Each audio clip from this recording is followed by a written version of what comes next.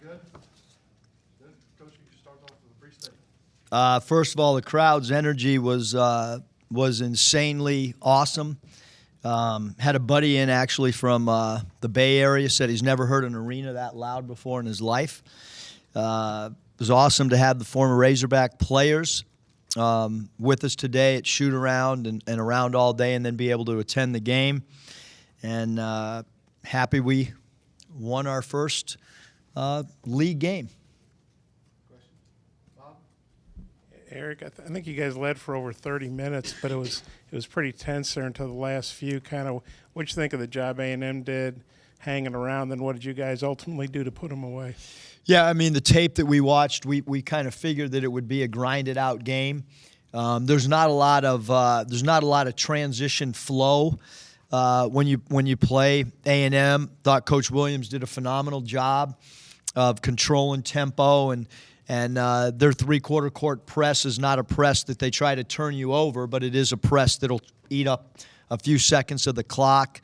Having said all that, we all know that it's really difficult to win a game, and we're 1-0 in league play, and we've played good basketball. I did not think that it was our best game of the year, but we played well enough to win. But we certainly have to play a lot better in Baton Rouge than we did tonight. Hey, Coach, it looked like your all-guard lineup kind of changed the game late and then sealed it. What did you like about that group's play? I thought that when we went with the five guards, it was a little risky.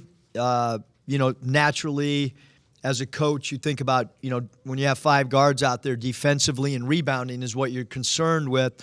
The five guards was our best lineup defensively, and they were our best rebounding lineup. What I didn't think was going to happen was I didn't think we'd struggle to score, and we went through a scoring drought with those guys out there. But a lot of that's not on our players, it's on us. We ran middle pick and roll, and we ran the shot clock down.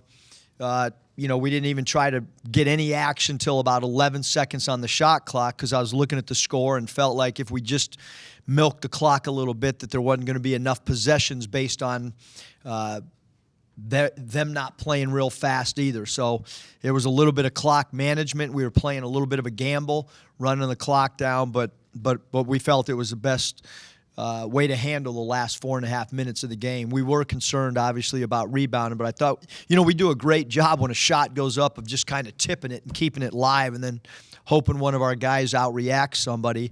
And, for Mason and Isaiah to lead us in rebounding, I think they combined for 11 boards.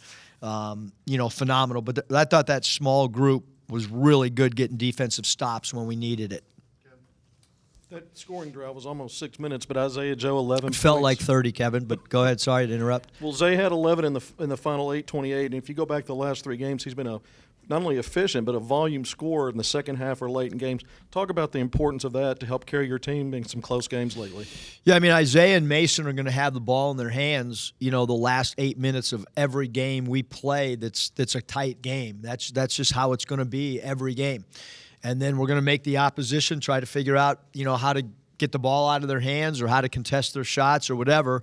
And the great thing about both those guys is their court vision and their ability to dribble the basketball and create for themselves and create for others.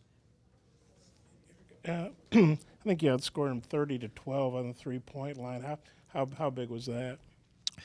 Bob, I think when you're a small unit, I go into every game trying to figure out, do we need to outscore them by 20 from three? Do we need to outscore them by 50? It's the same thing at Indiana. We had to outscore them significantly from three-point land to stay in the game. And that line is really important to us offensively. And it's maybe even more important to us, defensively, taking away the three. And I don't know what they go, 4 for 14, and 2 of them were bank shots. So, when I meet with the team tomorrow, statistically, to me, they went 2 for 14 from three because I know they didn't call those 2 bank shots. So we're doing a great job of defending that three-point line to open up scoring margins from behind the line.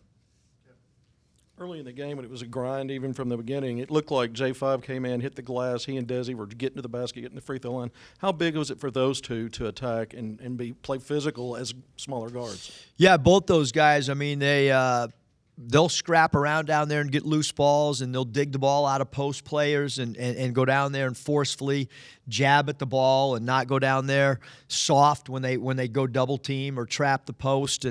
And they're both good rebounders for their position. And then, what happens is the defense gets, so concerned with Isaiah and Mason that I think it does open it up for other guys. About Sills in general, because Buzz talked about him just being a pesky player. Just overall, what do you feel about his impact on this game? Yeah, I mean he's done such a great job for us all year. I mean, there's not it's not often that when a player goes through a shooting slump, which he did early in the year, that you still play a guy 30-plus minutes, and we were doing that because of all the intangible things that he does for us. He doesn't care how many points he scores. He doesn't care how many shots he takes. He does want to be out on the floor. He doesn't like sitting on the bench. But he gives us so much. He's always a scoring threat. I think he's done a much better job this year than he did last year at taking the ball to the basket. And he is a pest for the opposing team, and he's a tough-minded young man. Anything else for Coach? All right, guys. Appreciate it. That was pretty easy, man.